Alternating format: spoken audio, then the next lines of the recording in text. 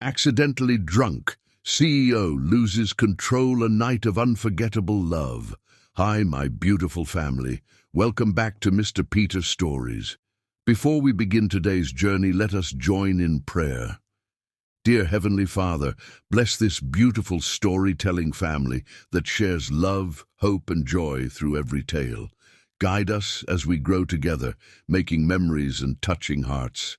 Thank you for bringing us closer through the power of stories. Amen. My dearest family, you know what? Something exciting happened today. Binta has thrown down a playful challenge. She believes in our family's strength, that we can reach 20,000 subscribers in just 18 days. We still need 14,500 more to reach this goal. When she told me this, I smiled and said, I have complete faith in my family. Let's see what magic we can create together. This isn't about pressure, it's all in good fun, a way to celebrate our growing community. If you're already part of our subscribed family, write "done" in the comments, and let's show Binta the incredible power of our bond. With endless love, Mr. Peter, now, shall we dive into today's story? Open your hearts, for another beautiful journey awaits. The Manhattan skyline blazed against the dying autumn sun, a fortress of glass and steel that Vance Sterling had conquered one merger at a time. From the 60th floor of Sterling Tower, the world below looked like a masterfully crafted chessboard, and he'd always prided himself on being 3 moves ahead of everyone else. But tonight, as he pressed his forehead against the cool glass, that legendary control was slipping through his fingers like sand. The crystal tumbler in his hand caught the amber light, half empty now. Or was it his third? Time had become fluid since she'd stormed into his afternoon meeting, armed with evidence that could derail the biggest acquisition of the year, Delaney Blackwood. Even her name felt like a shot of adrenaline straight to his heart. The European markets are closing, Mr. Sterling. His AI assistant's voice purred through hidden speakers. Would you like to review the numbers? Not now, he growled, loosening his Italian silk tie. The fabric felt like a noose tonight, much like the growing tension in his chest whenever she was near. 3 months. She'd been his chief legal officer for only 3 months, and already she'd turned his carefully ordered world upside down. The first time he'd seen her, she'd been arguing with security in the lobby. They hadn't wanted to let her up without an appointment. I don't need an appointment, she'd declared, her voice carrying across the marble expanse. I'm your new CLO, and if Mr. Sterling has a problem with that, he can take it up with the board who unanimously approved my hiring. He'd been returning from a lunch meeting, caught in the grip of another hostile takeover attempt by Silas Warren. The sight of her had stopped him in his tracks. She stood like a warrior queen in a battlefield of corporate drones, chocolate skin glowing with righteous indignation, amber eyes flashing, and a presence that made everyone else fade into the background. Instead of having security remove her, he'd walked right up to her and said, "Prove it." She'd smiled then, a dangerous curve of full lips that should have warned him what was coming. Gladly.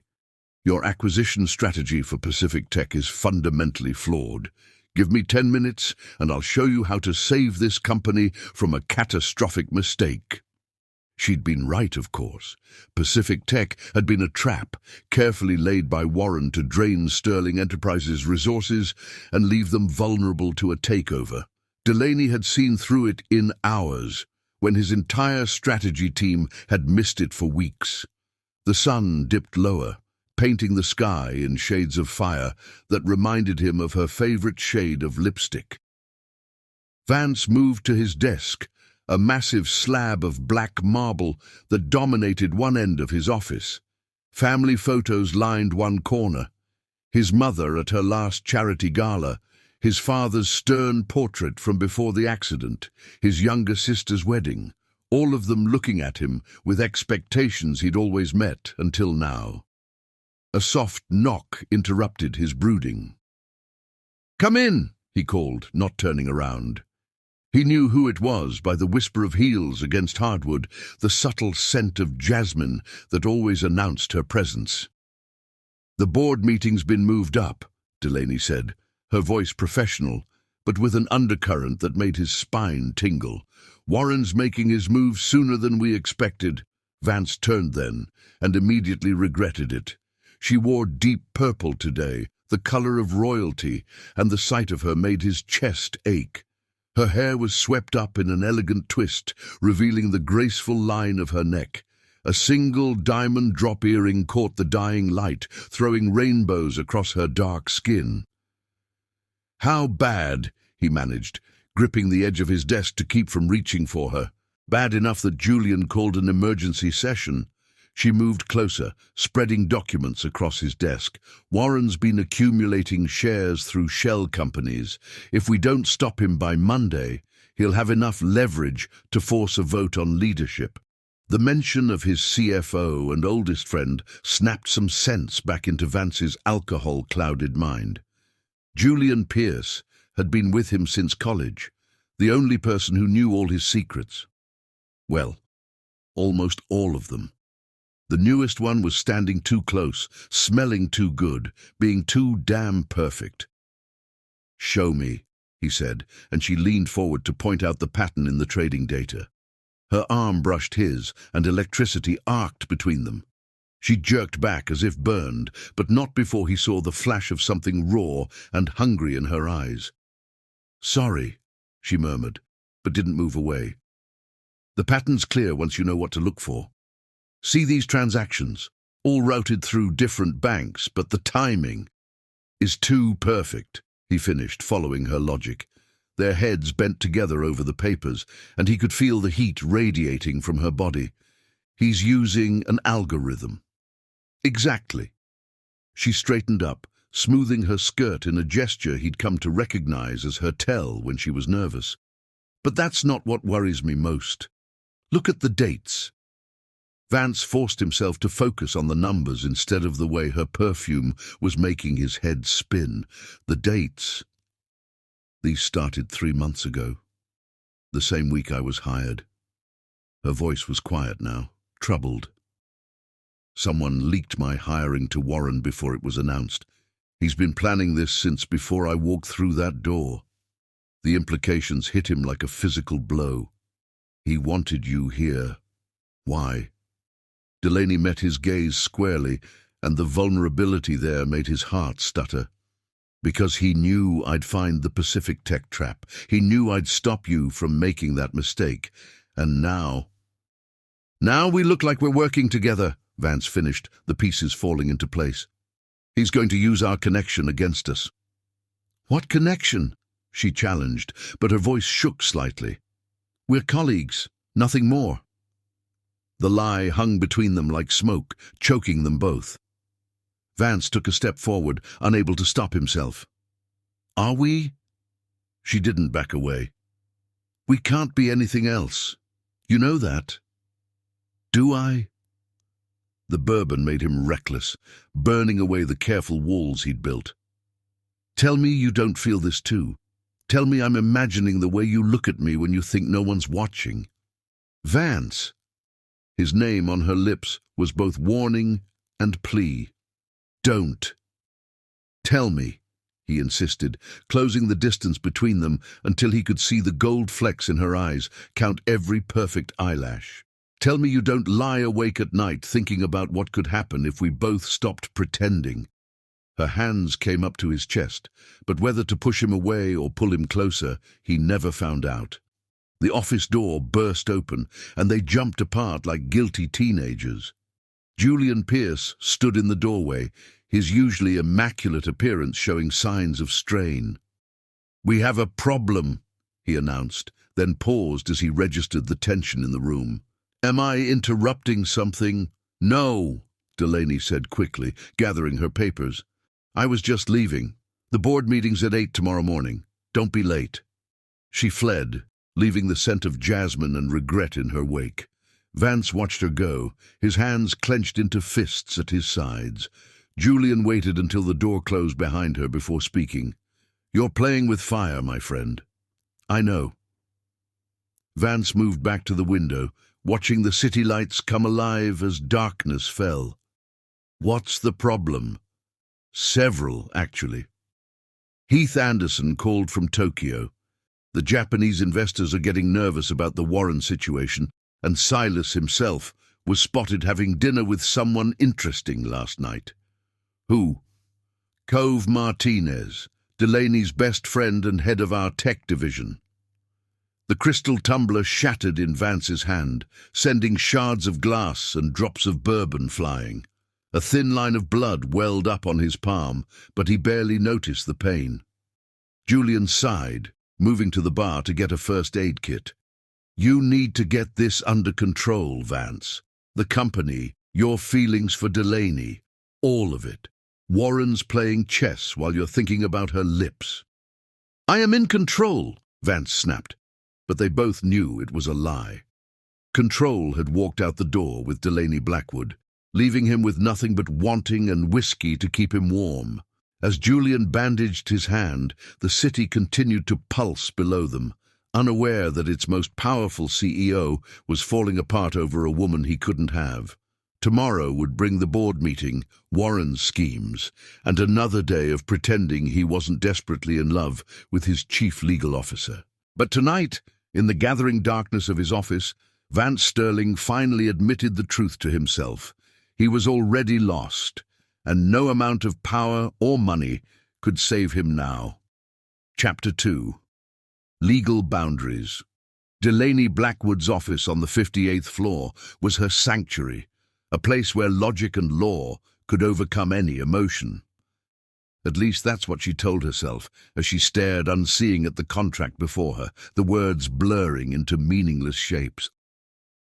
Her hand trembled slightly as she reached for her coffee, her mind replaying last night's encounter with Vance for the 100th time. The morning sun streamed through her windows, turning the space into a cathedral of light and shadow. She'd earned this office, fought her way up from nothing to become one of the youngest chief legal officers in New York. Yet here she was, acting like a lovesick teenager, because her boss had looked at her with those storm-grey eyes and asked her about connection. Earth to Delaney! The voice shattered her reverie. Cove Martinez stood in her doorway, elegant in a cream pantsuit that complemented her olive skin. Girl, I've been standing here for 5 minutes watching you murder that poor contract with your death stare. I'm focused, Delaney protested, but her best friend's knowing smirk told her she wasn't fooling anyone. Cove swept into the office, closing the door behind her.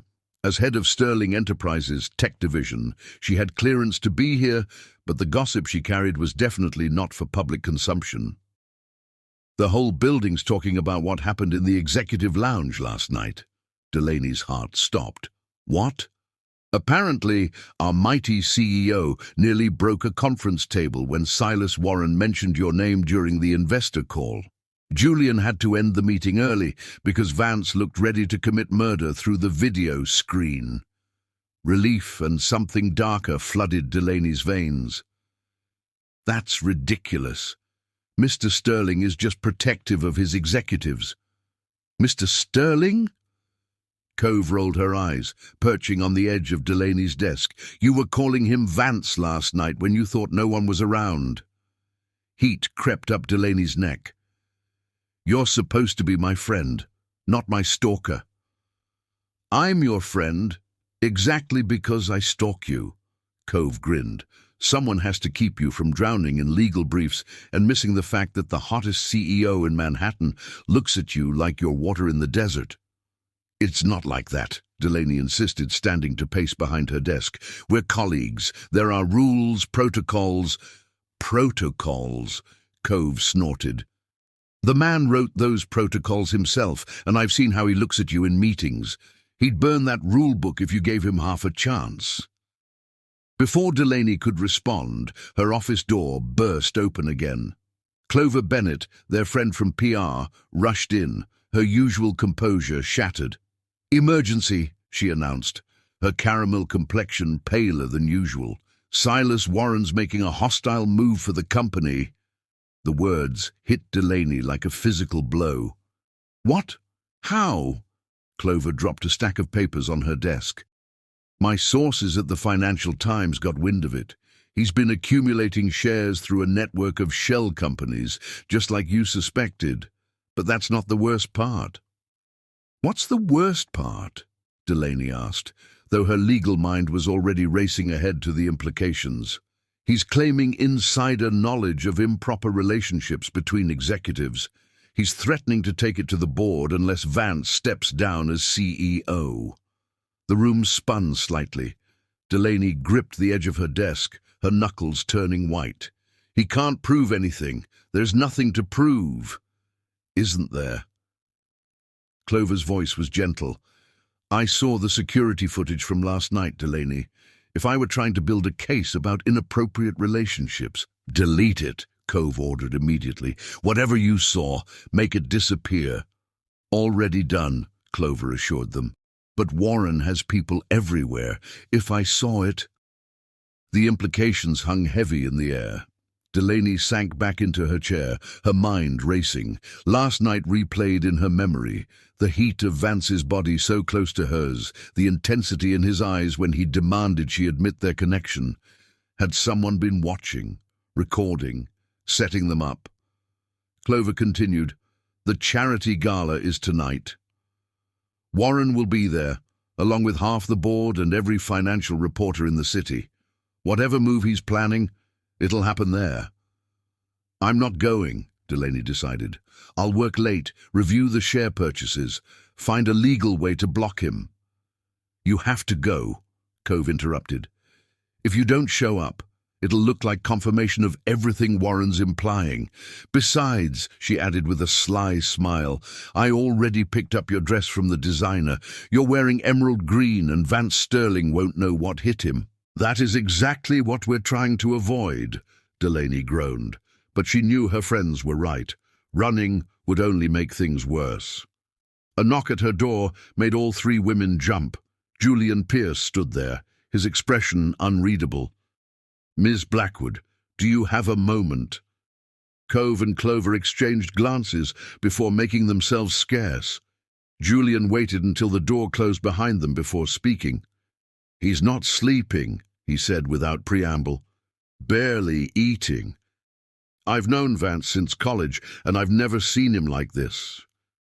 Delaney's heart clenched, but she kept her voice steady. What do you want me to do about it? I want you to be sure, Julian replied, his blue eyes intense. Whatever this is between you two, be sure. Because if Warren succeeds, if this company falls, thousands of people lose their jobs. Vance loses everything he's built. And for what? A few heated looks and almost kisses in dark offices. Anger flared in Delaney's chest. You think I don't know what's at stake? You think I haven't spent every night since I got here trying to convince myself that what I feel for him isn't worth the risk? And what do you feel for him? The question hung in the air like smoke. Delaney turned to the window, watching clouds drift past the neighboring skyscrapers. It doesn't matter. The company comes first. That's not what I asked. Julian's voice was surprisingly gentle. Vance Sterling is the most controlled man I've ever met, until you. Whatever power you have over him, please, use it wisely. He left her alone with that thought, and with the growing certainty that she was standing on the edge of something that could either save them all or destroy everything they'd built. Hours later, as the sun began to set, Delaney stood in her private bathroom, staring at her reflection. The emerald silk dress Cove had chosen was a masterpiece, clinging to her curves before flowing to the floor like liquid jade. Her dark skin glowed against the fabric, and she'd left her hair down in a cascade of intricate braids interwoven with tiny crystal beads. Her phone buzzed with a text from Cove. Cars downstairs. Ready to make history? No, Delaney thought, but she gathered her clutch anyway.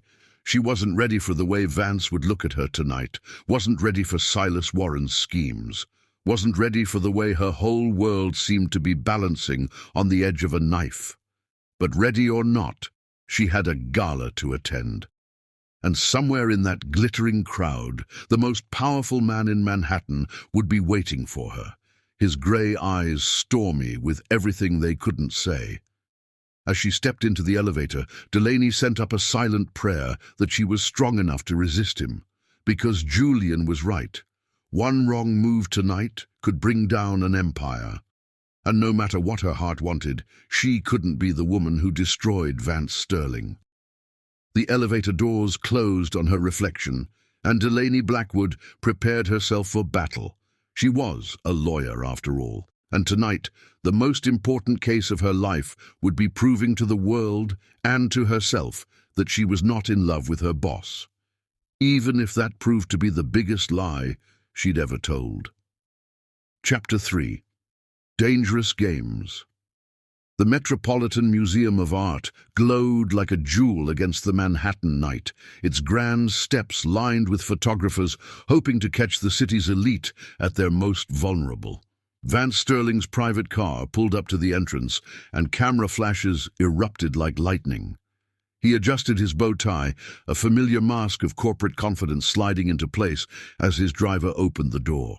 Inside, the great hall had been transformed into a wonderland of crystal and candlelight. White roses cascaded from ceiling-high arrangements, their perfume mixing with the scent of money and power that always lingered at these events. Vance accepted a glass of champagne from a passing waiter, scanning the crowd with predatory focus. "She's not here yet," Julian murmured, appearing at his elbow in an impeccably tailored tuxedo. "But Warren is, northwest corner, holding court with 3 board members." Vance's grip tightened on his glass as he spotted his nemesis. Silas Warren stood like a snake among sheep, his silver hair gleaming under the chandeliers as he charmed the very people who would soon vote on the company's future. Their eyes met across the room, and Warren raised his glass in mocking salute. "Steady," Julian warned, noting the muscle jumping in Vance's jaw. "We're here to play chess, not start a war." "What if I'm tired of playing games?" Vance's voice was low, dangerous. "He's threatening everything I've built, everything my father built before me." "Is that really what you're worried about losing?" Before Vance could answer, a ripple went through the crowd. He turned toward the entrance and forgot how to breathe. Delaney stood at the top of the marble stairs, a vision in emerald silk that made her dark skin glow like polished bronze. Her hair fell in an intricate cascade of braids, studded with crystals that caught the light with every movement.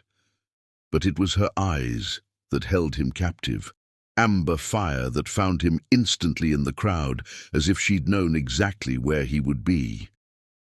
"Remember to breathe," Julian muttered, but Vance barely heard him.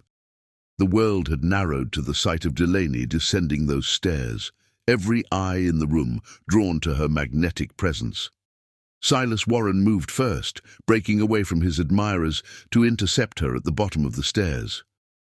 "Miss Blackwood," his voice carried across the sudden hush, "you look absolutely stunning tonight." Vance watched as Warren took her hand, bringing it to his lips in an old-world gesture that made his blood boil. Delaney's smile remained professional, but Vance saw the slight tension in her shoulders. "Mr. Warren," she replied coolly, "I didn't expect to see you here. Hostile takeovers usually happen behind closed doors, not at charity galas." Warren's laugh was practiced, perfect. "My dear, who said anything about hostility? I'm simply a businessman who recognizes untapped potential." The double meaning hung in the air like poison. Vance moved without conscious thought, drawn to her side as if by gravity. "Warren," he said, his voice arctic, "I believe you're in my spot." Delaney's eyes widened slightly as Vance's hand settled possessively on her lower back. Warren's smile never wavered, but something dangerous flashed in his pale eyes. "Sterling, always so territorial. But tell me, does your board know exactly what, or should I say who, you're so eager to protect?" "Dance with me," Vance said to Delaney, ignoring Warren completely. It wasn't a request. She placed her hand in his without hesitation, letting him lead her away from Warren's knowing smirk.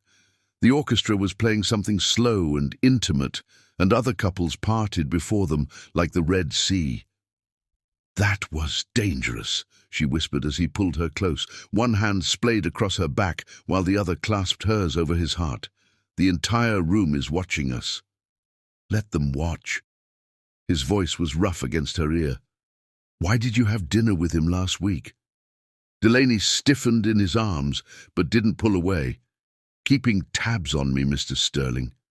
"Answer the question." His hand tightened on her waist as they moved across the floor in perfect synchronization. He asked to discuss a potential settlement. I went to hear his terms. Her eyes met his, defiant. "That's my job, remember? Or don't you trust your chief legal officer anymore?" "I trust you with my life," he murmured, drawing her imperceptibly closer. "It's my heart I'm worried about." The raw honesty in his voice made her miss a step. He steadied her seamlessly, using the movement to pull her even closer. They were dancing too intimately now, breaking every unspoken rule of corporate etiquette, but Vance couldn't bring himself to care. "Jealous, Mr. Sterling." Her voice was teasing, but her eyes were serious as they moved across the floor. "Terrified," he admitted, the champagne making him reckless. "He'll try to take everything I care about, and right now the thing I care about most is in his crosshairs." Delaney's breath caught. "Vance, don't." His grip tightened. "Don't tell me we can't. Don't tell me about rules and protocols and professional boundaries. Tell me you don't feel this too, and I'll walk away right now." She looked up at him then, amber eyes swimming with emotions he'd never seen her display in the office. "You know I can't tell you that. Then tell me what you want." His voice was barely a whisper now, meant only for her. "I want—" She started, but movement over his shoulder made her stiffen.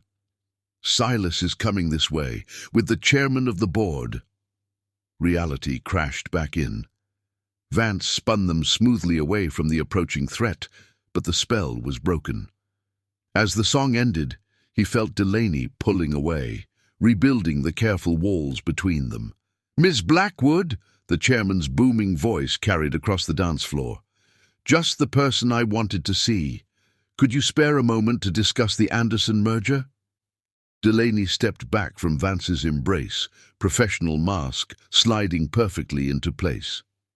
"Of course, Mr. Chairman. I have the preliminary documents right here." She walked away without looking back, leaving Vance with the ghost of her perfume and the maddening certainty that she'd been about to say something that would have changed everything. "Well, that was quite a show." Silas Warren's voice dripped with satisfaction as he appeared at Vance's side. "Tell me, does she know you're using her as a shield? Or does she actually believe you care about her?" Vance's hand curled into a fist at his side. "Careful, Warren. You're not the only one who can make threats." "Threats?" Warren's laugh was soft, venomous. "My dear boy, I'm making promises. By this time next week I'll own controlling interest in Sterling Enterprises, and your lovely Miss Blackwood, she'll have a choice to make: stay with a failing CEO or join the winning team. She'll never work for you." "No?" Warren's eyes gleamed. "You might be surprised what people will do when they discover they've been compromised. Those security cameras in your office work remarkably well, don't they?" Ice flooded Vance's veins. "You're bluffing." "Am I? Check your phone." As if on cue, Vance's phone buzzed in his pocket. The message was from an unknown number, a single image that made his blood run cold. It showed him and Delaney in his office the night before, standing too close, his hand reaching for her face. The timestamp was clear in the corner. "You bastard!" Vance breathed. "Now! Now!" Warren smiled like a shark scenting blood.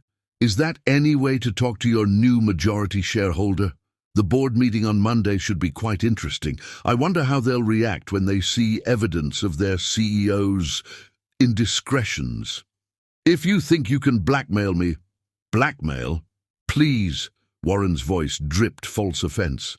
I'm simply ensuring corporate transparency. After all, the shareholders deserve to know if their leadership is compromised by personal entanglements. But I'm willing to be reasonable. Step down quietly, recommend me as your successor, and these photos never see the light of day. Ms. Blackwood's reputation remains intact, and you get to keep your dignity. Everyone wins. Vance's vision blurred red at the edges. Except you forgot one thing, Warren. Oh? And what's that? Vance stepped closer, using his height advantage to loom over the older man. I'm not my father. I don't fold under pressure. And if you come after what's mine, I will burn everything you own to the ground. Warren's smile never wavered. That's what I love about you, Sterling. So passionate, so protective. But tell me, are you protecting the company or the woman? Because soon you might have to choose. He melted back into the crowd, leaving Vance with a phone full of surveillance photos and the sickening realization that he'd walked right into a trap. Across the room, he caught Delaney's eye. She was still talking to the chairman, but something in his expression must have alarmed her because she took half a step in his direction. He shook his head slightly, warning her to stay put. They were being watched, documented, their every interaction weaponized against them. The game had changed, and he'd been too blind with wanting her to see the trap until it was too late. Julian appeared at his elbow, concern etched on his features. I saw Warren leave. What did he say to you? Vance handed him the phone without a word. Julian's sharp intake of breath said everything. We need to clear the building, Julian said quietly. Get our security team to sweep for bugs, cameras. No. Vance's voice was flat. We do nothing. Let him think he's won. I need time to think, to plan. And Delaney! Vance watched her across the room, the way the emerald silk caught the light, how her smile never quite reached her eyes as she spoke to the chairman. Everything he wanted, everything he couldn't have, wrapped in a package designed to destroy him. Protect her, he said finally. Whatever happens Monday, whatever Warren tries, protect her reputation. The rest doesn't matter. Vance, I mean it, Julian. If someone has to fall, it'll be me, not her, never her. The party swirled around them, a glittering facade hiding the wounds beneath. And somewhere in that crowd, Delaney felt Vance's eyes on her like a physical touch, unaware that he was already planning to sacrifice everything to keep her safe. The game had become infinitely more dangerous, and they were all out of moves. Chapter 4. Liquid Courage. Victory tasted like 30-year-old scotch in Sterling Tower's executive lounge. The city sparkled 60 floors below as Manhattan's most powerful gathered to celebrate their triumph over Silas Warren's attempted takeover. The emergency board meeting had lasted 14 hours. But in the end, Warren's scheme had crumbled under the weight of evidence that Delaney had meticulously gathered. Vance stood at the floor-to-ceiling windows, watching his reflection in the dark glass as he swirled the amber liquid in his crystal tumbler. Behind him, the celebration continued. Julian orchestrating congratulatory toasts, board members patting each other on the back as if they'd been on his side all along. But his eyes kept finding her in the glass, watching as Delaney moved through the crowd like a queen among courtiers. She'd been magnificent today. For 14 hours, she'd systematically dismantled Warren's legal strategy, revealing the complex web of shell companies and insider trading that had fueled his takeover attempt. Her voice never wavered, her logic unassailable, as she turned Warren's own evidence against him. By hour 12, even Warren's lawyers looked defeated. Now she wore victory like a crown, her charcoal grey suit as sharp as her mind, her smile diplomatic as she accepted congratulations from the same board members who'd questioned her loyalty just days ago. But Vance saw the tension in her shoulders, the careful way she held herself apart from the celebration. Quite a day, Julian said quietly, appearing at his side with a fresh bottle of Macallan. Warren's stock is in freefall. His board is calling for his resignation. Good. Vance's voice was rough from hours of debate. Pour me another. Julian complied, but his eyes were shrewd. This is your sixth, my friend. Maybe slow down. I'm celebrating. The scotch burned going down, but not enough to drown out the memory of Delaney's face when Warren had produced those surveillance photos. The hurt in her eyes quickly masked when she realized they'd been watched, documented. Their every private moment turned into ammunition. She saved us today, Julian murmured. Warren thought those photos would be his trump card. He never expected her to turn it around, to use them as evidence of his corporate espionage instead of our indiscretion. Vance's hand tightened on his glass. The photos hadn't been explicit, just moments caught between them over the past months. A lingering touch here, a heated look there. But in Delaney's hands, they became proof of Warren's illegal surveillance, his attempt to manipulate the board through blackmail. She'd turned his weapon into his downfall and saved both their reputations in the process. I need air, Vance announced abruptly, pushing away from the window. The room spun slightly, definitely his sixth scotch, maybe his seventh. He made his way to the private terrace, nodding automatically at congratulations called his way. The October night was crisp, the wind sharp enough to clear his head slightly as he looked out over his domain. Lights twinkled in office buildings across the city, each one representing someone else's ambition, someone else's dreams. He'd spent his whole life becoming the kind of man who could stand on this terrace and know he'd won, know he was untouchable. So why did victory feel so hollow? You disappeared. Her voice behind him sent electricity down his spine. The board is asking for you. They want another toast.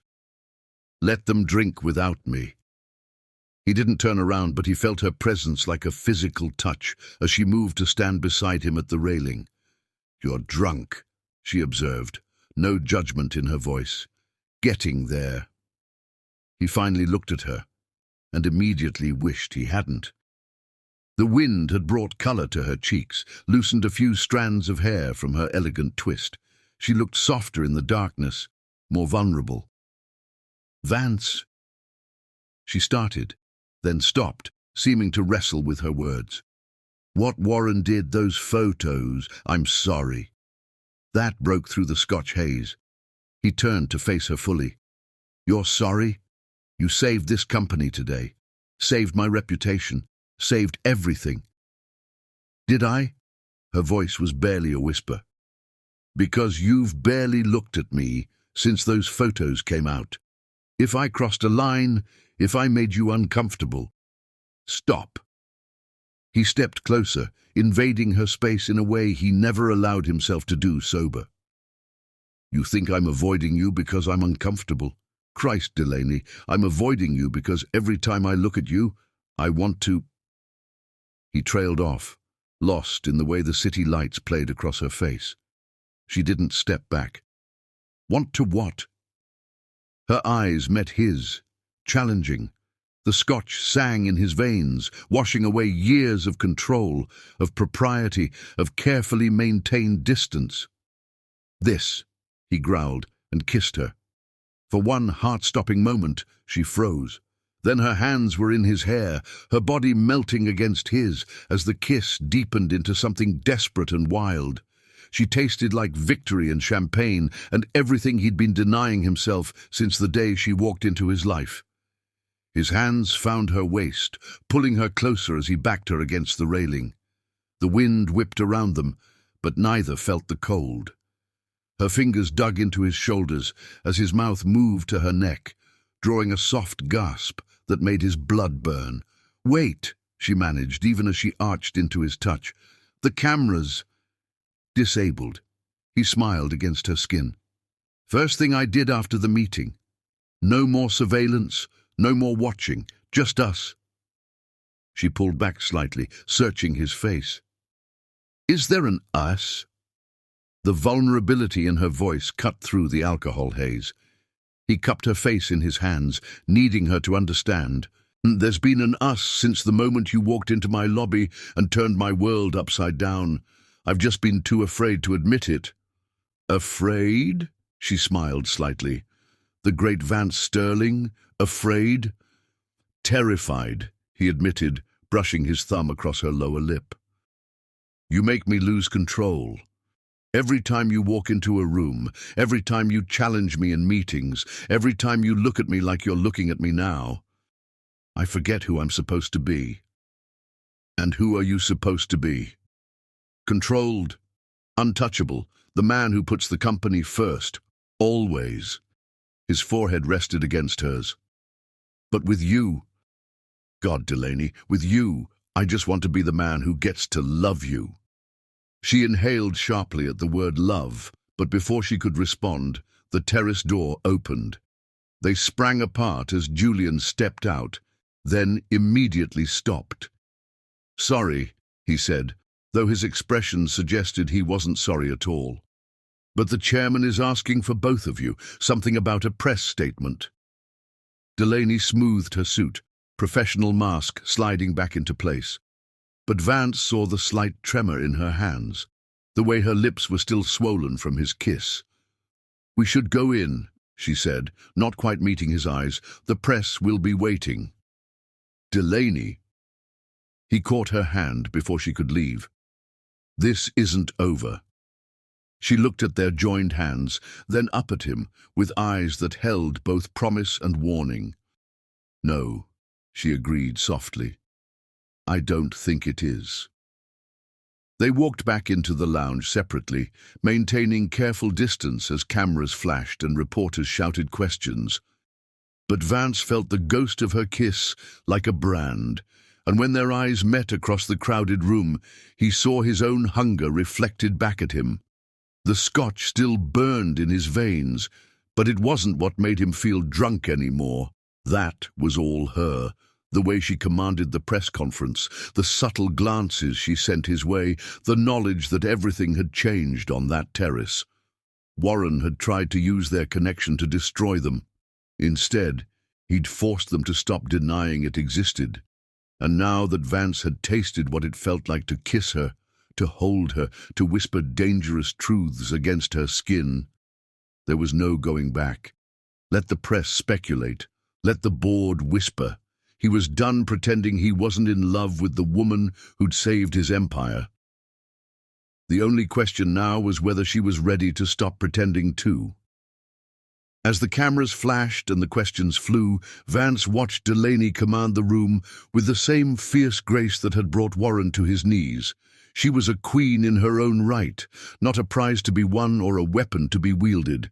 And if loving her meant risking everything he'd built, then maybe it was time to rebuild around something that actually mattered. The press conference ended, but the night was young. And somewhere between the scotch and the stars, Vance Sterling had finally found the courage to reach for what he really wanted. Now, he just had to hope she was brave enough to reach back. Chapter 5. Morning light. Dawn painted Manhattan in shades of gold, sunlight streaming through the floor-to-ceiling windows of Vance's penthouse office.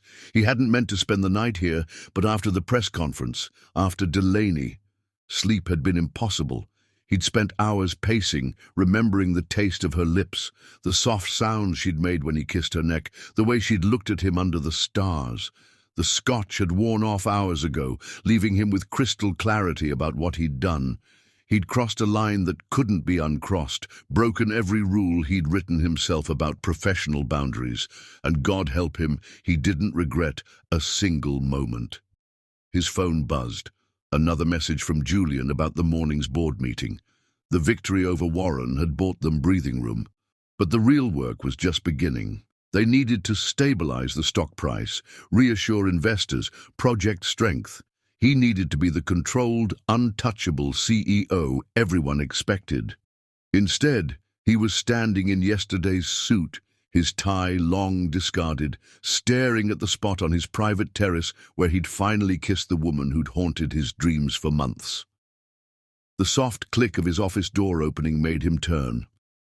Delaney stood there, fresh and pristine, in a deep purple suit that made his mouth go dry. She'd clearly gone home to change, but the subtle shadows under her eyes suggested she'd slept as little as he had. "You're here early," she said, her voice carefully neutral. "Never left." He watched her reaction, saw the slight widening of her eyes as she took in his rumpled appearance. "We need to talk about last night." "Do we?" She moved into the office but kept her distance, as if afraid to get too close. "I think you made your feelings quite clear." "Did I?" He stepped toward her, drawn by the same magnetic pull he'd felt since the day they met. "Because I was drunk enough to finally kiss you, but not drunk enough to tell you everything." Color bloomed in her cheeks. "Vance, don't. I love you." The words fell between them like stones in still water. "I've loved you since you stormed into my lobby and told security they'd have to arrest you to keep you out of my office. I've loved you through every argument, every late-night strategy session, every time you challenged me to be better than I thought I could be." She inhaled sharply, her professional mask cracking. "We can't..." "Can't what?" He moved closer, close enough to see the gold flecks in her amber eyes. "Can't love each other? Can't be together? Warren already tried to use our feelings as a weapon, and you turned it against him. What are we afraid of now?" "Everything." The word burst from her like she couldn't contain it anymore. "The board meeting in an hour, the shareholders who'll question every decision we make, the press who'll say I slept my way to chief legal officer, the thousands of employees whose livelihoods depend on this company's reputation. I'll resign." The words surprised them both. "If that's what it takes." "No." She stepped forward, pressing her hand to his chest. "This company is your legacy. I won't be the reason you lose it. You're my legacy." His hand covered hers where it rested over his heart. "All of this, the buildings, the money, the power, it means nothing if I have to keep pretending I don't love you." Tears shimmered in her eyes. "When did you become so reckless?" "When loving you became more important than controlling everything." He brought their joined hands to his lips, kissing her knuckles. "Tell me you don't feel the same. Tell me last night was just the champagne and victory and I'll never mention it again." Instead of answering, she kissed him. It was different from last night, softer, sweeter, but no less desperate.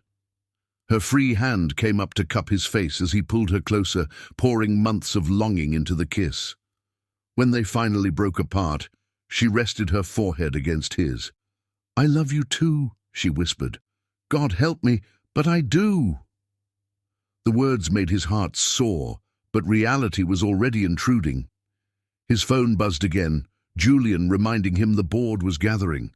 Through the windows, the sun climbed higher, painting them both in morning light that left nowhere to hide. "The board meeting," she murmured, though she made no move to step away from his embrace. "Let them wait." She smiled against his lips. "They'll talk. Let them talk." His hands framed her face, memorizing every detail of this moment. "I'm done hiding how I feel about you. Vance." Her voice held a warning note. "We need to be smart about this. The company will survive." He kissed her again, briefly. "Warren's gone.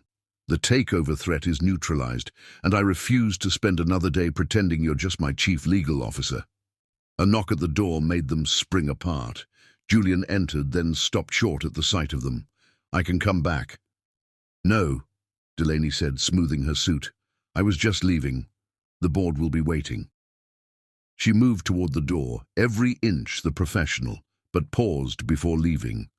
"This conversation isn't over," she told Vance, her eyes holding a promise that made his blood heat. "No," he agreed softly. "It's just beginning." Julian waited until the door closed behind her before speaking. "So, you finally told her. That obvious?" My friend, you've been obvious since the day she walked into this building. Julian's smile was knowing. The question is, what are you going to do about it? Vance looked out at the city spread before him. His empire, built on control and calculation and careful rules that no longer seemed to matter in the face of what he felt for Delaney. Whatever it takes, he said simply. I'm not losing her, Julian, not to protect the company's reputation, not to satisfy the board, not for anything. The press will have a field day. Let them. The shareholders will question every decision you make together. Then we'll prove them wrong, like we always do. Julian studied him for a long moment. I've known you since college, Vance. I've watched you build this company with iron control and perfect discipline. But I've never seen you like this, willing to risk everything for someone. Not someone, Vance corrected. Her, only her. His phone buzzed again, a message from Delaney this time. The board is ready for you. Try to look less like you spent the night in your office. He smiled at her attempt at normality, but his response was anything but professional. I love you. No matter what happens in that boardroom, that won't change. Her reply came seconds later. I love you too. Now get down here and be the CEO I fell in love with. Julian read the exchange over his shoulder and laughed. Well, my friend, it seems the mighty Vance Sterling has finally met his match. No, Vance said, heading to his private bathroom to make himself presentable. I've finally found my partner. The sun climbed higher over Manhattan as Vance Sterling prepared to face his board. But for the first time in his life, the empire he'd built seemed secondary to the woman who'd taught him that some things were worth losing control for. Let the board question them. Let the press speculate. Let the whole world talk. He was done pretending he wasn't madly, completely, irrevocably in love with Delaney Blackwood. And judging by the way she'd kissed him this morning, she was done pretending too. Chapter 6. Corporate Warfare. The headlines splashed across the Wall Street Journal's website like a declaration of war.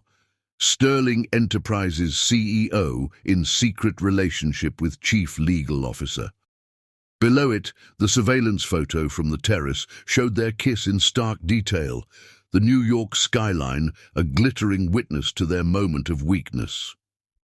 Vance crushed the crystal tumbler in his hand, ignoring the sting as shards bit into his palm. Blood dripped onto the mahogany desk, staining the morning's financial reports crimson. Silas Warren's final revenge, Julian said grimly, watching his friend from the office doorway. He may have lost the company, but he made sure to poison the well on his way out. How did he get that photo? Vance's voice was deadly quiet. We swept for cameras. We disabled everything. Drone. Julian tossed a tablet onto the desk. Practically invisible at night. The tech boys found the signal this morning, but it was too late. The story's gone viral. The tablet showed dozens of headlines, each more sensational than the last. Sterling romance, love in the boardroom. Power couple or power play? Questions raised about Sterling CLO's rapid rise.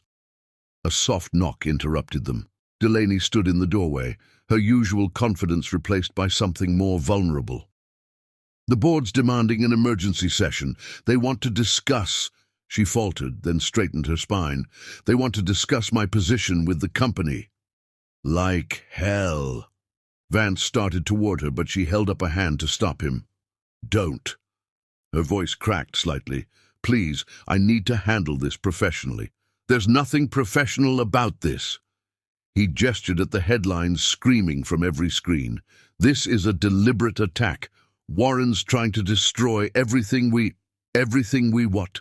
She stepped into the office, closing the door behind her. Everything we built? Or everything we feel? Both. He moved toward her, unable to keep his distance when she looked so wounded. I won't let them push you out. I'll resign first. Step down as CLO, he countered. desperate to protect her. "I'll find you any position you want at any company in New York. Hell, I'll buy you your own firm. Just don't—" "I will not run." Her voice could have cut diamonds. "And if you try to handle me, Vance Sterling, you'll learn exactly how good a lawyer I really am."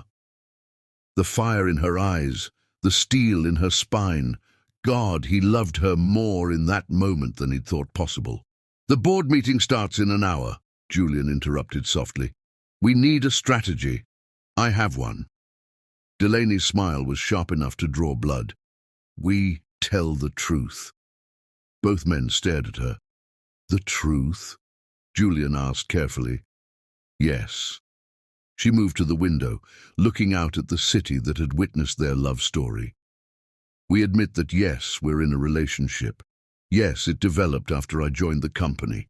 And yes, we handled it exactly as corporate policy dictates, by disclosing it to the board chairman last week." Vance's eyes widened. "We did." "Check your email." Her smile turned slightly smug. "The timestamp on that disclosure form is 3 days before Warren's photo was taken. I may be in love, but I'm still a lawyer. I protect what matters." Pride and love warred in Vance's chest. "You knew this was coming." "I knew Warren wouldn't go quietly." She turned back to face them. "The question is, are you ready for what happens next? Because they're going to question every decision we've ever made together, every promotion, every contract, every victory." "Let them." Vance moved to stand beside her at the window. "We've done nothing wrong." "Haven't we?" Her voice was soft. "I love you, Vance. God help me, I love you more than I ever thought possible. But love isn't supposed to complicate billion-dollar decisions. Love isn't supposed to make headlines that shake investor confidence." "Ms. Blackwood," Vance's assistant's voice came through the intercom. "The board members are arriving early. They're asking for you specifically." Delaney squared her shoulders, every inch the warrior preparing for battle. "Tell them I'll be right there." "We go together," Vance insisted, reaching for her hand. She shook her head. I need to face them alone first. Let them see that I'm not hiding behind you, not using you for protection." "Delaney, trust me." She kissed him briefly, fiercely. "I didn't become the youngest CLO in New York by letting old men intimidate me." She strode out of the office, head high, leaving Vance and Julian staring after her. "She's something else," Julian said quietly. "She's everything." Vance moved to his desk, pulling up the market reports. Sterling Enterprises stock was already dropping, investors spooked by the headlines. "And if the board tries to force her out?" "They might have legitimate concerns," Julian pointed out carefully. "The appearance of impropriety?" "Appearance." Vance's laugh was harsh. "I appeared to be a cold, controlled CEO until I met her. I appeared to care only about profit margins and market share. Now I appear to be in love. Which one of those appearances is actually damaging to this company?" Before Julian could answer, Vance's phone lit up with a message from an unknown number. The video attachment made his blood run cold. It showed Delaney in a restaurant with Silas Warren, taken months ago. Their body language was intimate, their expressions intense, without audio, without context. It looked like— "He's not done," Julian breathed, watching over Vance's shoulder. "This was his backup plan. If he couldn't take the company, he'd destroy your trust in each other." Vance stared at the frozen image of Delaney leaning close to Warren, her expression unreadable. The timestamp matched the night she'd claimed she was meeting him to discuss settlement terms. "Get me everything," he ordered, his voice arctic. "Every photo, every video, every record of every meeting between them. I want to know exactly what game Warren was playing." "And Delaney?" Vance looked toward the boardroom where the woman he loved was fighting for her career, her reputation, their future, the woman who might have been playing her own game all along. "Protect her," he said finally, the words like ash in his mouth. Whatever happens, whatever the truth is, protect her. The press, the board, the shareholders, they can come after me instead. Even if she was working with Warren, even if every moment between us was a lie. His hands clenched on the desk. Protect her, Julian. That's an order. As his oldest friend left to do his bidding, Vance Sterling stared at the photo that had started it all. Him and Delaney on the terrace, lost in each other under the stars. Real or fake, truth or lie, that moment had changed everything. Now he had to decide. Trust the woman who'd captured his heart, or believe the evidence suggesting she'd been playing him all along. The board meeting would start soon. Delaney was in there alone, fighting for them both. And somewhere in the city, Silas Warren was watching his carefully laid trap spring shut around the most powerful couple in Manhattan.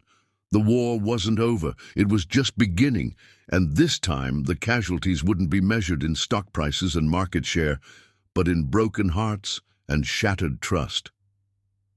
Vance straightened his tie, squared his shoulders, and prepared to face the board. Whatever the truth was, whatever game Warren was playing, one thing remained certain. He loved Delaney Blackwood, and if loving her destroyed him, then he'd make damn sure he wasn't the only one who burned. Chapter 7. Allies and Enemies. The war room on Sterling Tower's 59th floor hummed with tension. Julian Pierce stood at the head of the conference table, surrounded by screens displaying market data, news feeds, and social media trends. To his right, Heath Anderson, the COO, coordinated with PR teams across 3 continents. Cove Martinez's fingers flew across multiple keyboards, tracking digital trails and monitoring communications. "The board's splitting," Julian reported, his tie loosened after hours of crisis management. "Warren's people are pushing for a vote of no confidence. They want to remove Vance as CEO. "Over my dead body," Heath growled, his loyalty to Vance evident in every line of his powerful frame. "We've worked too hard to let that snake Warren destroy everything." Clover Bennett burst through the door, her usual PR polish slightly frayed. "It's worse than we thought. Warren's people are leaking more photos, not just of Vance and Delaney, but of meetings between Delaney and Warren going back months." The room fell silent.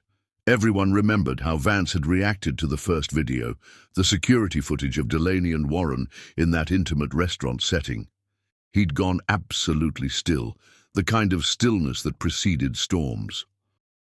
"I've got something," Cove announced, her screens reflecting in her determined eyes. "The metadata on those photos is inconsistent. Some of the timestamps have been altered." "Can you prove it?" Julian moved to look over her shoulder. "Give me time, but look at this one, supposedly taken in April at the Four Seasons. Except the restaurant was closed for renovations that entire month." Hope flickered through the room. But before they could celebrate, Heath's phone buzzed. His expression darkened as he read the message. "Vance is in his office," he reported grimly. "Apparently, he's been drinking since the board meeting ended. His assistant says he's already gone through 2 bottles of scotch." "How bad was it?" Clover asked softly. "Bad." Julian ran a hand through his disheveled hair. "The board questioned every decision they've made together for the past year. Every contract, every strategy. They're claiming conflict of interest, suggesting their relationship compromised business judgment." "That's ridiculous." Cove spun in her chair. "Delaney's brilliant. Half our success this year is because of her legal strategies." "Which is exactly why Warren's targeting her," Heath pointed out. "She's not just Vance's weakness, she's a legitimate threat to anyone trying to take control of Sterling Enterprises." "Where is she now?" Clover asked, noting the empty chair where Delaney usually sat during crisis meetings. Julian's expression was grim. "After the board meeting, she went to her office to review some files. Said she needed time to think. That was 6 hours ago." "I saw her," Cove said quietly. "She was crying." Delaney Blackwood, who once argued a case before the Supreme Court without breaking a sweat, was crying in her office. The revelation hit them all hard. They'd watched the romance bloom between their CEO and CLO, seen how they made each other better, stronger. Now Warren was trying to twist that love into something ugly, using it as a weapon to destroy them both. His hands shook, Julian said suddenly, staring at nothing. When that video played in the board meeting, showing Delaney and Warren together, I've known Vance since college, and I've never seen his hands shake before. She loves him, Clover insisted. Anyone with eyes can see that. Whatever those meetings with Warren were about, there has to be an explanation. There is. The voice from the doorway made them all turn. Delaney stood there, her usual elegance marred by reddened eyes and slightly smudged makeup. But her spine was steel as she walked into the room. Warren approached me 3 months ago, she continued, moving to the head of the table. He said he had evidence of financial irregularities at Sterling Enterprises, evidence that could destroy the company. He offered to suppress it if I helped him with his takeover bid. Why didn't you tell us? Heath demanded. Because I needed proof. Those meetings, those apparently intimate dinners.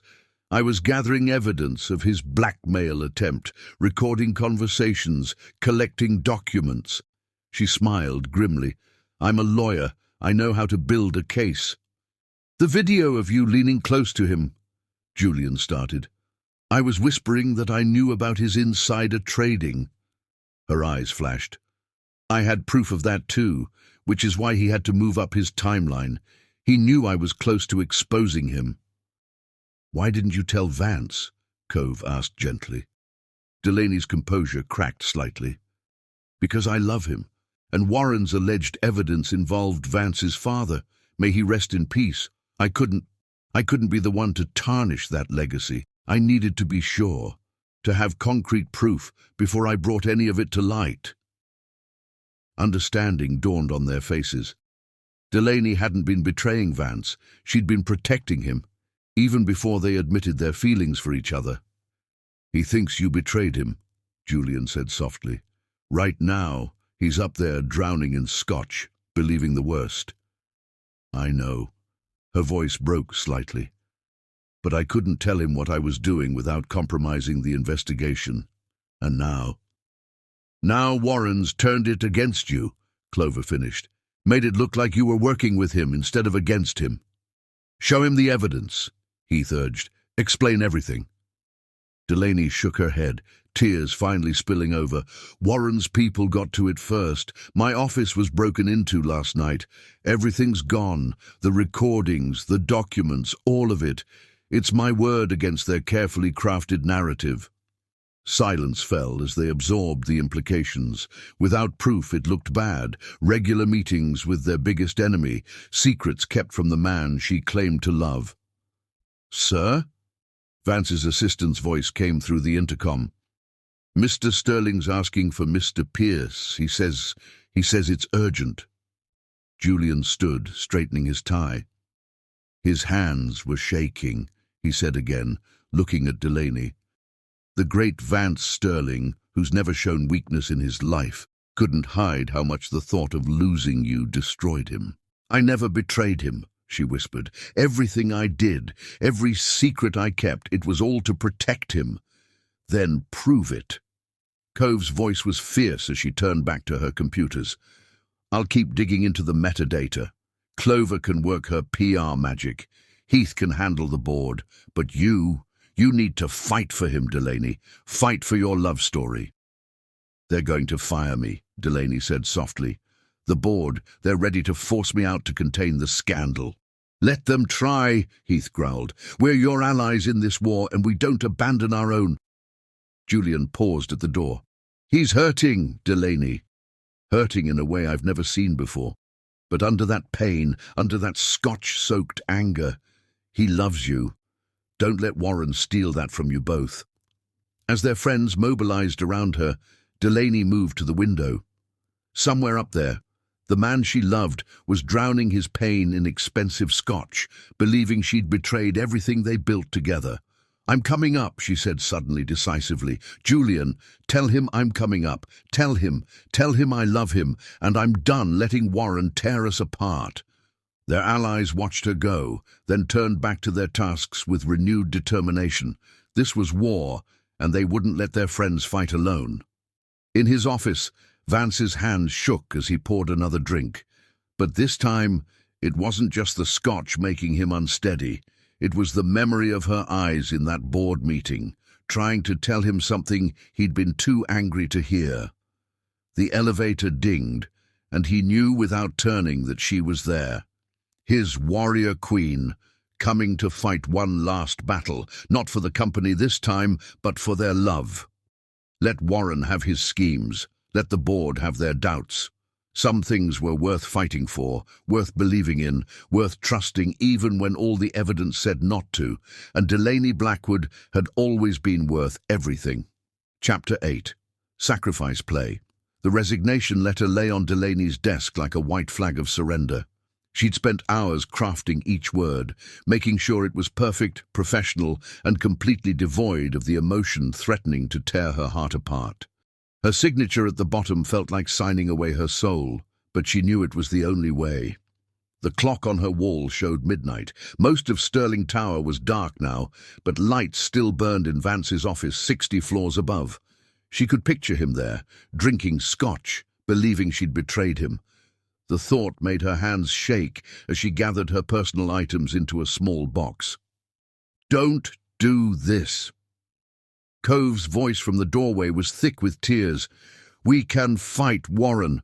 We can prove what really happened." "There's no time." Delaney carefully wrapped the crystal paperweight Vance had given her after their first major victory together. "The emergency board meeting is at 9 a.m. If I don't step down, they'll fire him."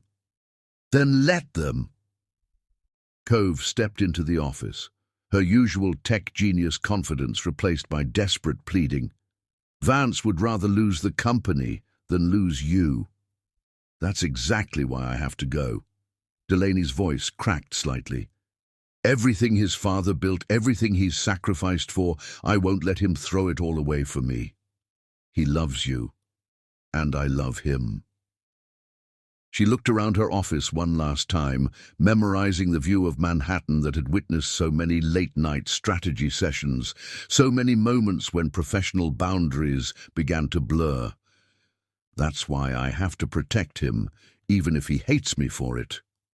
Her computer chimed. One last email to send before she walked away from everything she'd built here. She'd spent hours writing this one too, but it still felt inadequate. "Dear Mr. Sterling, by the time you read this, I will have submitted my resignation as Chief Legal Officer of Sterling Enterprises. My departure is effective immediately. I know you have questions. I know you're hurt and angry, and you have every right to be. But everything I did, every secret I kept, was to protect you and this company. Someday, when the truth comes out, I hope you'll understand. I love you, not for your power or your position, but for the man who kisses me like I'm precious and looks at me like I'm extraordinary. The man who taught me that some things are worth risking everything for. I'm risking everything now, walking away so you don't have to choose between me and your legacy. Please don't look for me. Please don't try to change my mind. Just know that loving you was the easiest thing I've ever done, and leaving you is the hardest. Forever yours, Delaney." Her vision blurred as she hit send. Then she shut down her computer for the last time, placed her security badge on top of the resignation letter, and picked up her box of memories. "At least let me help you carry that," Cove begged, still hovering in the doorway. "No." Delaney's smile was watery but determined. "I need to do this alone." The elevator ride down was the longest of her life. Every floor represented another memory she was leaving behind. The conference room where she'd first challenged Vance's acquisition strategy, the executive lounge where they'd celebrated victories, the terrace where he'd finally kissed her. The security guard in the lobby looked surprised to see her leaving so late, but her badge still worked to let her out. One last time, she looked up at the illuminated crown of Sterling Tower, at the office where the love of her life was probably still drinking, still believing the worst of her. "I'm sorry," she whispered to the night sky. "I'm so sorry." Her car was waiting, but before she could reach it, a voice stopped her. "Running away?" Silas Warren emerged from the shadows, looking pleased with himself. "I must say, this is even better than I hoped." Rage burned through her grief. "You orchestrated all of this. The photos, the videos, the theft of my evidence, and you played right into my hands." His smile was serpentine. The great Delaney Blackwood reduced to sneaking out in the middle of the night like a guilty mistress. "I have copies," she bluffed, her lawyer's instincts kicking in. "Everything you said to me, every threat about Vance's father." "No, you don't." He stepped closer, his confidence absolute. "My people were very thorough when they cleared out your office. And now, thanks to your noble sacrifice, Vance Sterling will be exactly what I always said he was. A man too weak to separate business from pleasure, too emotional to lead a company of this magnitude." "You won't win." Her voice was steel despite her tears. "Vance is stronger than you know." "Is he?" Warren's eyes glittered with malice. "Right now, he's drinking himself into oblivion, believing the woman he loves betrayed him. By morning, he'll be in no condition to fight the board's vote of no confidence. And you'll be gone. Your reputation in tatters, your brilliant career reduced to a cautionary tale about office romance." The urge to slap him was almost overwhelming, but Delaney held herself in check. "You really don't understand him at all, do you? Vance Sterling doesn't break. He gets angry, and when he's angry, he makes mistakes," Warren finished smugly. "Emotional, costly mistakes that will finally give me control of Sterling Enterprises." A car door slammed nearby, making them both turn. Julian Pierce stepped out of the shadows, his expression thunderous. "Ms. Blackwood," he said formally, ignoring Warren completely. "A word before you go." She nodded, brushing past Warren without another glance, but his words followed her. "Running to the best friend now." How predictably desperate. Julian waited until they were out of earshot before speaking. "He's destroying his office. I've never seen him like this." Fresh tears spilled down her cheeks. "Take care of him for me.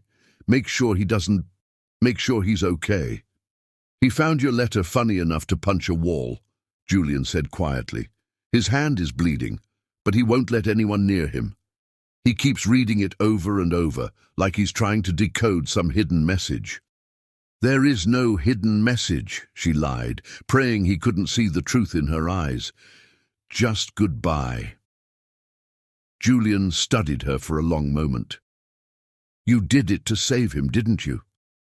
All those meetings with Warren, all those secrets. You were protecting Vance from something." "It doesn't matter now." She clutched her box of memories closer. "The evidence is gone. Warren won. He did it for you too, you know." Julian's voice was gentle. "Everything he's built, everything he's become, it was all leading him to you. And now you're just leaving." A crash echoed from high above, something large being thrown in Vance's office. The sound shattered what was left of her composure. "Tell him," she struggled to steady her voice, "tell him I meant every word. Tell him I'm sorry. Tell him yourself," Julian pleaded. "Go up there, explain everything." "I can't." She pressed her box into his hands, unable to carry the weight of her memories any longer. "Give this to him when he's ready. When he can understand why I had to go." Before Julian could argue further, she turned and fled to her waiting car. As it pulled away from the curb, she finally let herself break down completely, sobbing as Sterling Tower receded in the rearview mirror. In his office, 60 floors above, Vance Sterling stood in the wreckage of everything he'd thought he understood. Her resignation letter mocked him from his desk, her goodbye email burned on his screen, and the taste of scotch couldn't wash away the memory of her kisses. His bloody hand throbbed where he'd punched the wall, but the physical pain was nothing compared to the agony in his chest. She was gone. The woman who'd stormed into his life and made him believe in something more than profit margins and power plays had walked away. Why? He whispered to the empty room, to the city lights that had witnessed their love story, to the memory of her smile that haunted him. Why didn't you trust me enough to tell me the truth? But the night held no answers, only the echo of his own broken heart and the certainty that nothing would ever be the same again. Dawn would bring the board meeting, Warren's triumph, and a world without Delaney Blackwood in it. But for now, Vance Sterling stood in his ruined office and let himself feel everything he'd spent a lifetime controlling: rage, pain, and a love so deep it felt like drowning. She was gone, and with her went every dream he'd never known he had, until she taught him how to want more than power, more than control, more than the empire he'd built on careful rules and perfect discipline. The sun would rise soon on a changed world, but in the darkness before dawn, two hearts broke in perfect synchronization, separated by pride and pain and sacrifices made in the name of love. Chapter 9. Counterattack. 3 days after Delaney's departure, Vance Sterling emerged from his grief like a storm breaking. The scotch bottles disappeared from his office, replaced by coffee and cold determination. He'd built his empire by being smarter, faster, and more ruthless than his opponents. Now he turned all of that force against Silas Warren with laser focus. "The board meeting is in 48 hours, Julian announced, watching his friend study market data with bloodshot eyes. "Warren's people are confident they have the votes to remove you. Let them try." Vance's voice was gravel rough from lack of sleep. "Cove, what did you find?" The tech genius looked up from her wall of screens, her usual vibrant energy subdued but determined. "The metadata on those photos was definitely manipulated. I can prove the timestamps were altered on at least 3 of them." "Not enough."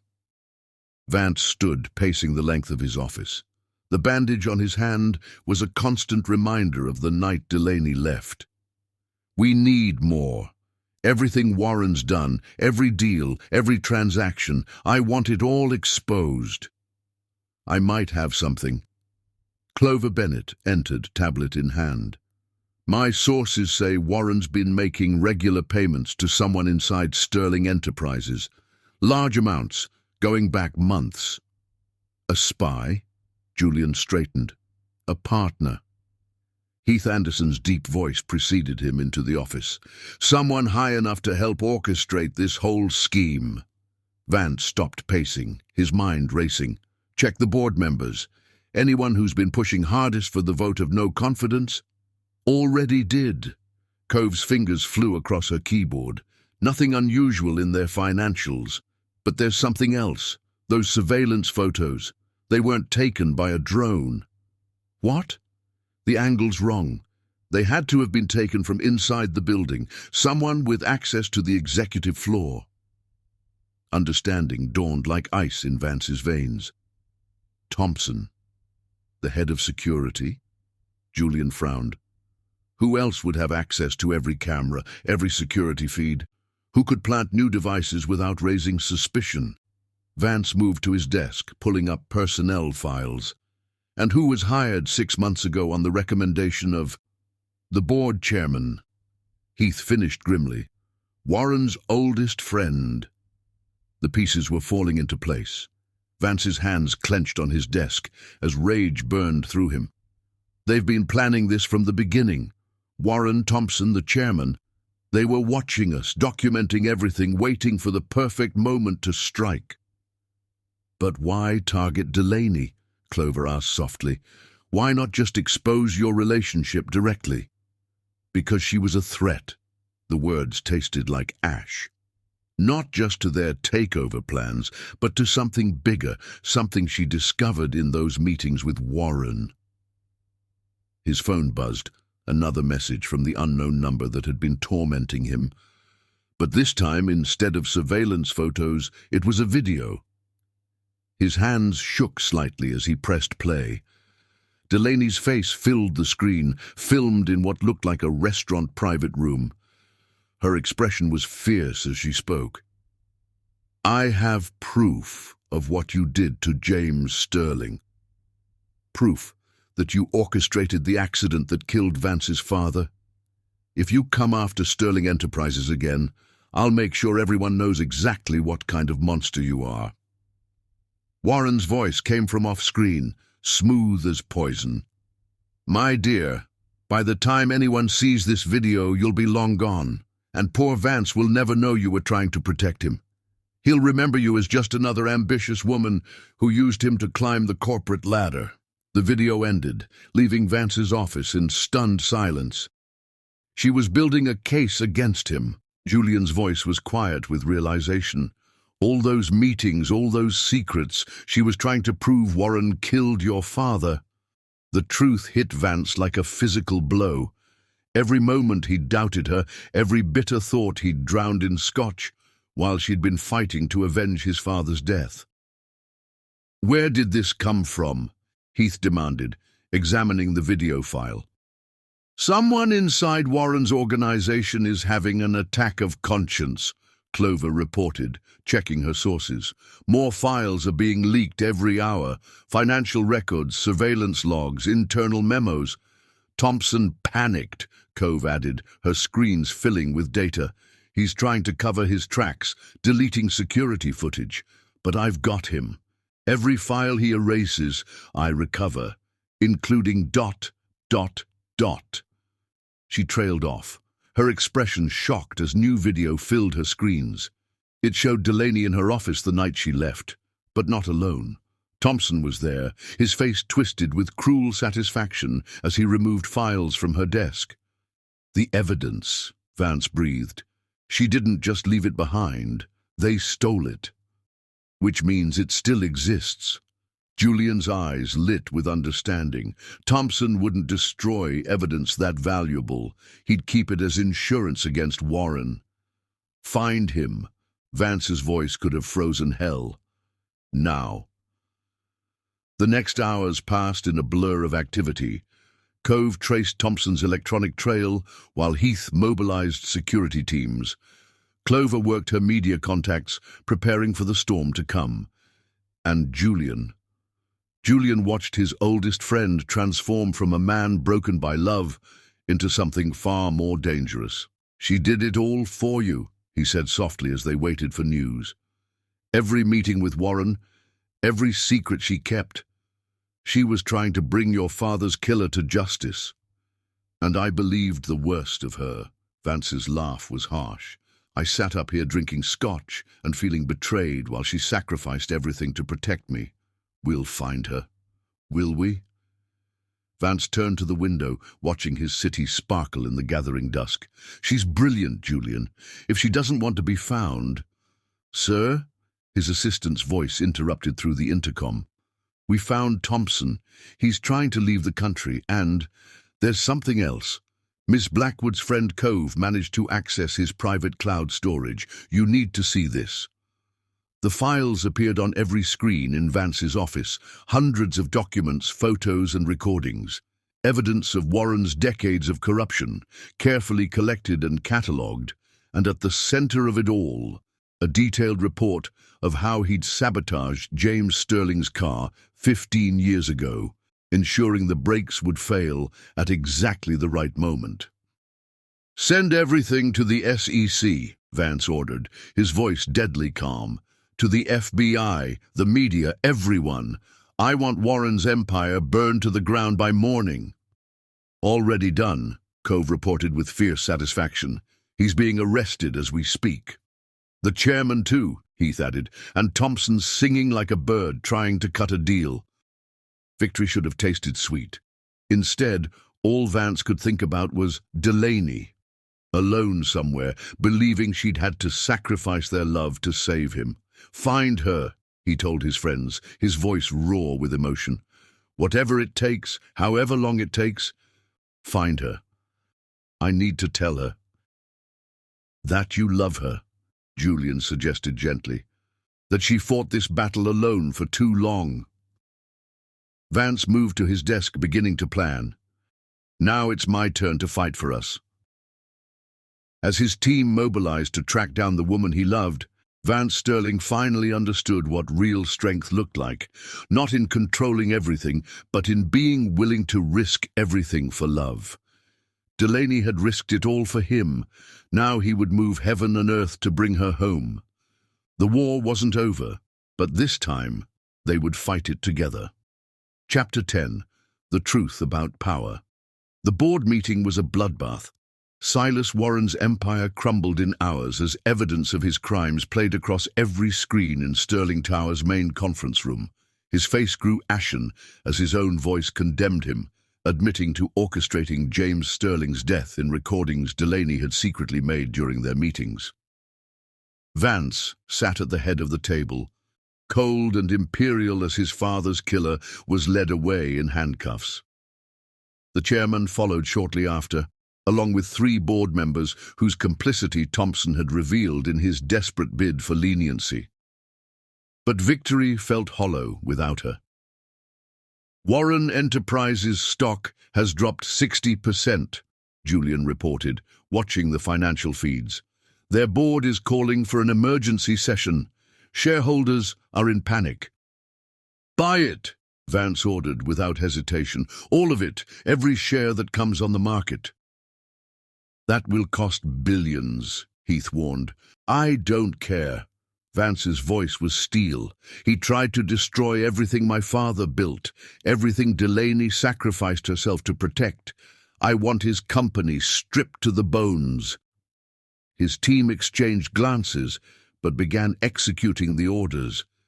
They'd never seen him like this, focused, relentless, turning all his power and resources toward a single goal. Within hours, Sterling Enterprises owned a controlling interest in Warren's collapsing empire, but still no sign of Delaney. "She's in Chicago," Clover finally told him after endless days of searching, starting her own law firm, being magnificent, because that's who she is. Vance stared at the photo on his tablet. Delaney, outside a sleek office building, looking tired but determined. The Chicago skyline rose behind her, so different from the Manhattan views they'd shared. "She hasn't been sleeping," he observed, noting the shadows under her eyes, even in the grainy surveillance photo. "Has she seen the news?" "Hard to miss," Cove replied, pulling up headlines on her screens. "Warren's arrest is everywhere. The whole story. Your father's murder, the failed takeover, Thompson's confession. She knows." "Then why hasn't she come back?" Julian cleared his throat carefully. "Maybe because you haven't asked her to." The words hit Vance like a physical blow. He'd been so focused on destroying Warren, on avenging his father and clearing Delaney's name, that he hadn't actually reached out to her. Pride and pain had held him back, making him wait for her to make the first move. "She's protecting you still," Clover said softly. "Staying away so the press can't spin it as a scandal, so the shareholders can't question your judgment. To hell with that." Vance stood abruptly, decision made. "Get the helicopter ready." "Sir?" His assistant's voice was hesitant. "There's a board meeting scheduled." "Cancel it. Cancel everything." He was already moving, stripping off his tie as plans formed. "Julian, you're in charge until I get back. Heath, finish gutting Warren's company. Cove, I need coordinates for that building in Chicago. And Clover, ... "Already drafting the press release," she smiled. "Go get our girl." The next hours passed in a blur of motion. His pilot complained about the weather. A snowstorm was moving in, making the flight dangerous. Vance didn't care. He'd waited too long already, let pride and pain and propriety keep him from the woman he loved. The Chicago skyline appeared through the snow, lit up against the winter sky. His pilot found a landing pad atop the city's tallest building, though the wind made it treacherous.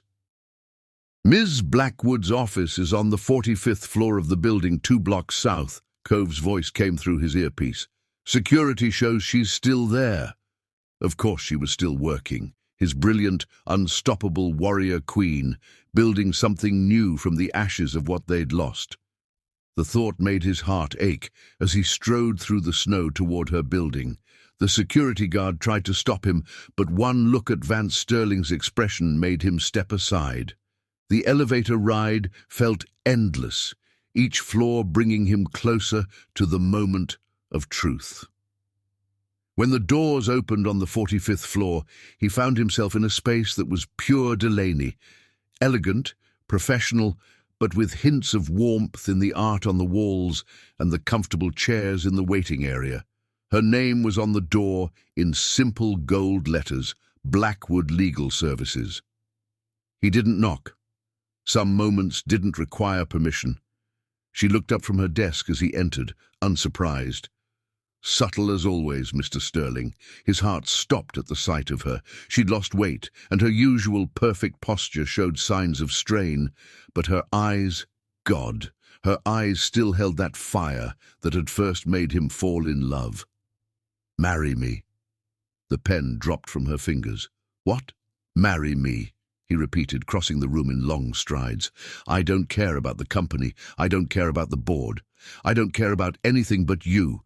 You fought for me, protected me, sacrificed everything to bring my father's killer to justice. Now let me fight for you." "Vance." Her voice broke slightly. "The shareholders can go to hell." He reached her desk, planting his hands on the polished wood. "You want to know what I learned about power, watching my empire almost crumble?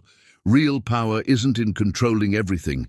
It's in knowing what matters enough to risk everything for." Tears spilled down her cheeks. "I'm so sorry.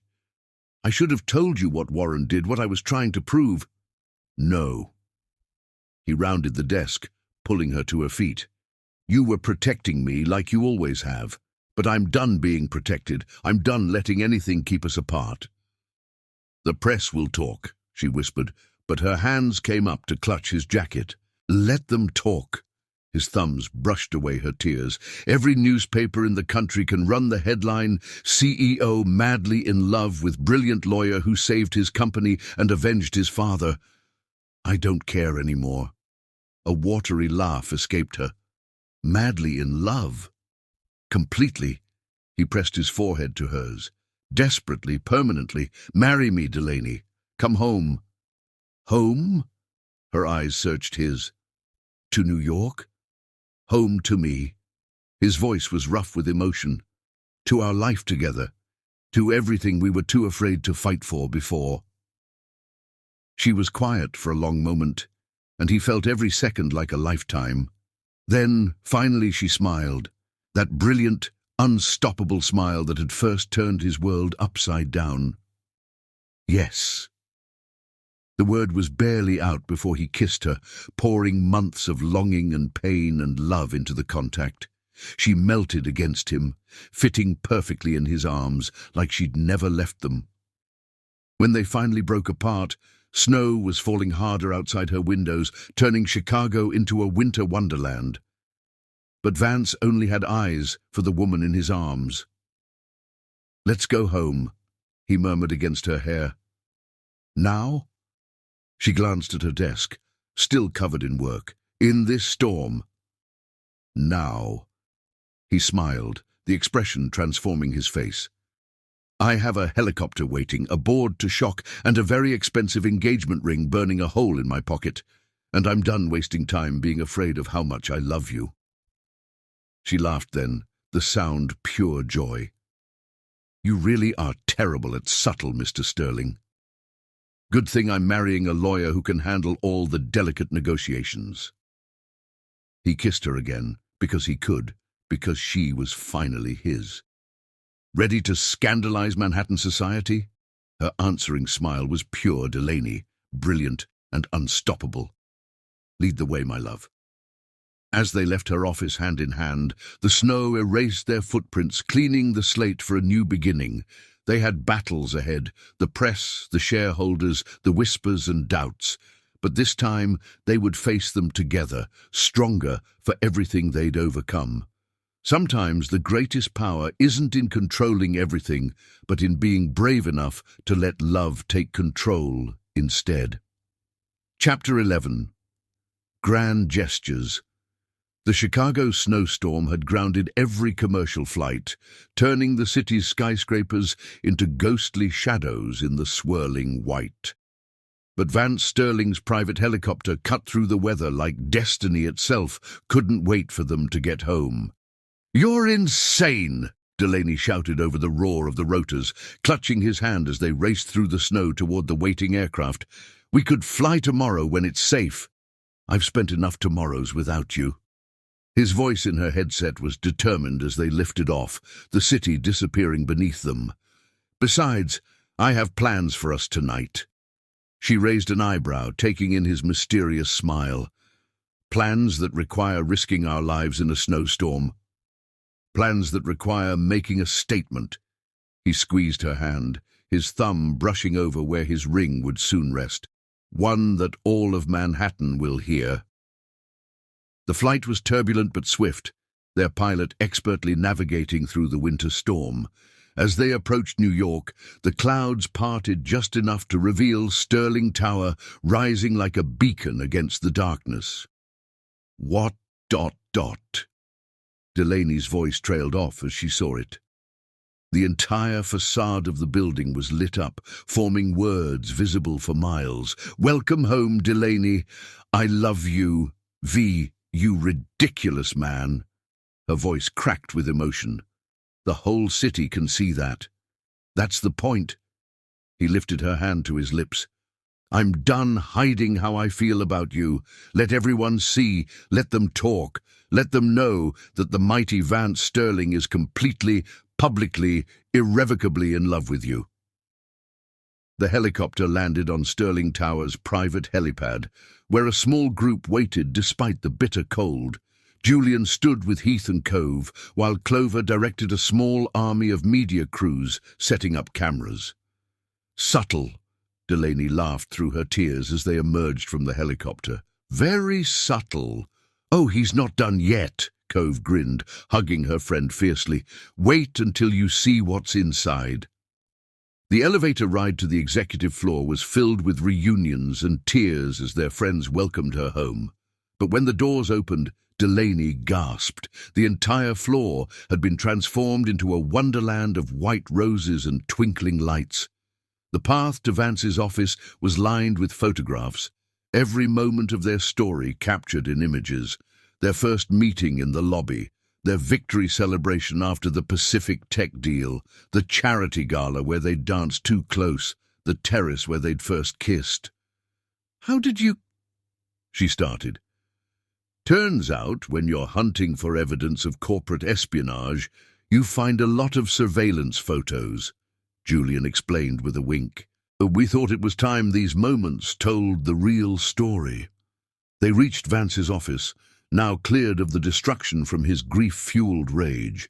Instead, projected on the floor-to-ceiling windows, was a video montage of their journey. Every smile, every heated glance, every moment they'd tried to hide their growing love. "I was so blind," Vance said softly, watching their story unfold against the Manhattan skyline. "So focused on protecting the company, on maintaining control, that I almost lost the best thing that ever happened to me." "We both made mistakes." Delaney turned to face him, her hands coming up to frame his face. "We both tried to protect each other instead of fighting together." "Never again." His voice was fierce as he pulled her closer. "From now on, we face everything together. No more secrets, no more sacrifices, no more putting the company before us." "Speaking of the company," Clover interrupted gently, "the press is waiting in the main conference room. Everything's ready." Delaney's eyes widened. "The press." "Like I said," Vance smiled, taking her hand, I'm done hiding." The conference room was packed with reporters and cameras, all buzzing with speculation about the dramatic light display and late-night gathering. Vance led Delaney to the podium, never letting go of her hand. "Ladies and gentlemen," he began, his CEO voice carrying effortlessly through the room. "Thank you for coming at such a late hour. I have several announcements to make." The room fell silent, cameras flashing as he continued. "First, as you may have heard, Silas Warren has been arrested for the murder of my father, James Sterling.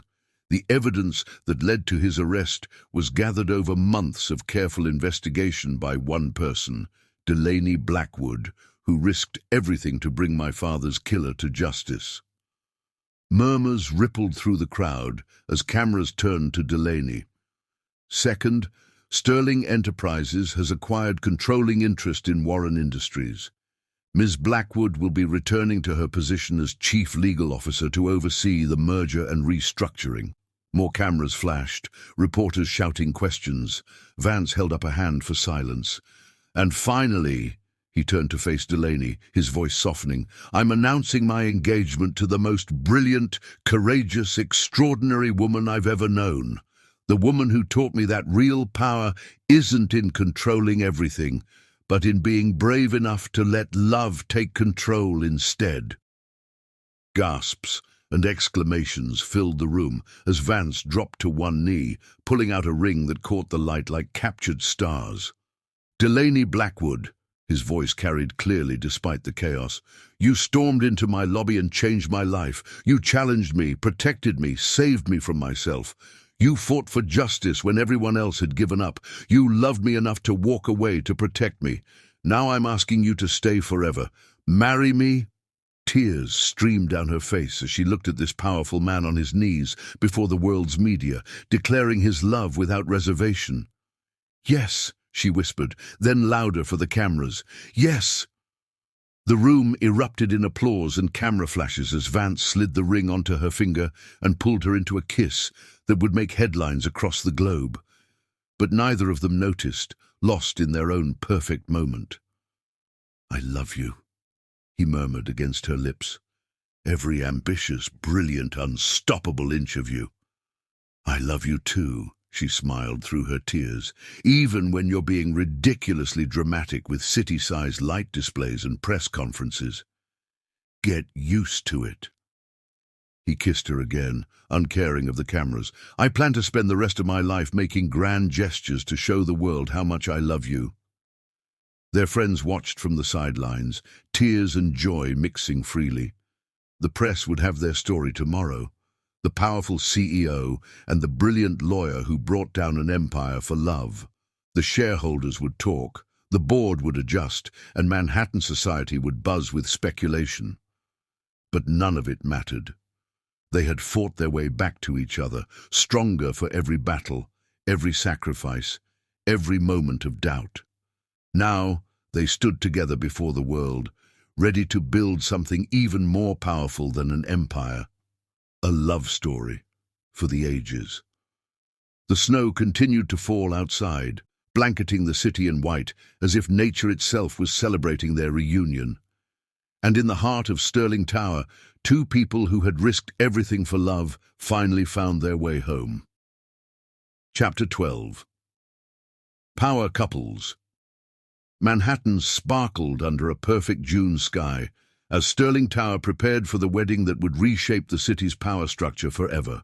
The same building that had witnessed their first meeting, their first kiss, their struggles and triumphs, now stood ready to host their ultimate victory. A celebration of love over corporate politics, truth over power, heart over control. Delaney stood before the mirror in her private office, now transformed into a bridal suite. Her wedding dress wasn't the traditional white. She'd chosen molten gold, a color that made her dark skin glow like sunlit bronze and caught the light with every movement. The designer had woven real gold thread through the intricate patterns, making her shine like a living flame. Her braids were crowned with diamonds and gold threads, creating a regal effect that put any corporate title to shame. "You look like a warrior queen," Cove whispered, adjusting the train. "Which is exactly what you are." "A queen who brought down an empire for love," Clover added, dabbing at her eyes. "The press is already calling it the greatest love story in corporate history." Delaney touched the delicate golden locket at her throat, a gift from Vance that morning. Inside was a tiny photo of his father, James Sterling, alongside a handwritten note. "He would have loved you as much as I do. Thank you for bringing his killer to justice and his son back to life." A knock at the door revealed Julian, looking unusually emotional in his best man's suit.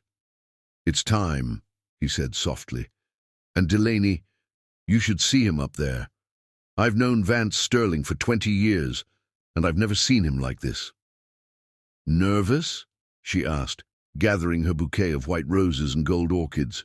"No," Julian smiled, at peace, like everything in his life was leading him to this moment, to you. The atrium of Sterling Tower had been transformed into a cathedral of light and flowers. 3,000 white roses cascaded from ceiling-high arrangements, their scent mixing with the subtle gold frankincense burning in crystal censers. The evening sun streamed through the glass walls, turning everything to molten gold, as if the universe itself approved of this union. The most powerful people in the business world filled the seats, alongside the employees who'd witnessed their love story unfold. But when the music began and Delaney appeared at the top of the grand staircase, there was only one person she saw: Vance Sterling, the man who'd built an empire on control and precision, had tears in his eyes as he watched his bride descend. He wore a black tuxedo with subtle gold accents to match her dress. But it was his expression that caught everyone's attention, pure, undisguised love, without a trace of his usual corporate mask. "You're staring," she whispered when she reached him, an echo of their first meeting in the lobby 2 years ago. "I'll be staring at you for the rest of my life," he promised, taking her hands in his. "My warrior queen, my heart." Their vows made headlines the next day, but neither cared about the press anymore. They'd earned the right to declare their love to the world. "I, Vance Sterling," his voice carried through the hushed atrium, "take you, Delaney Blackwood, as my partner in all things.